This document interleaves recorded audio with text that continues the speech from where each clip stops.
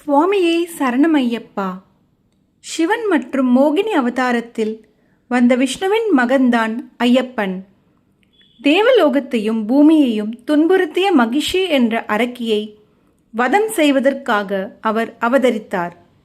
மகிஷி சிவன் மற்றும் விஷ்ணுவுக்கு பிறந்த புத்திரனால் மட்டுமே தனக்கு மரணம் ஏற்பட வேண்டும் என்று வரம் கேட்டிருந்தாள்.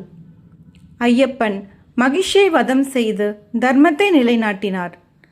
ஐயப்பன் வழிபாடு பெரும்பாலும் சபரிமலையில் நடைபெறும். சிவன் மற்றும் விஷ்ணுவின் மோகினி அவதாரத்தின் மூலம் பிறந்தவர் ஐயப்பன். இதனால் அவர் ஹரிஹர புத்திரன் என்று அழைக்கப்படுகிறார். மகிஷி என்ற அரக்கி தனது சகோதரன் மகிஷாசுரனின் அழிவுக்கு பழிவாங்க எண்ணி தன்னை யாரும் அழிக்க முடியாதவாறு வரம் பெற்றாள். ஐயப்பன் அவளை வதம் செய்வதற்காக அவதரித்தார். தர்மத்தை நிலைநாட்டுதல். ஐயப்பன் மகிஷியை வதம் செய்து தர்மத்தை நிலைநாட்டினார். ஐயப்பனின் முக்கிய வழிபாட்டு தலமாக சபரிமலை விளங்குகிறது. சுவாமியே சரணமையப்பா.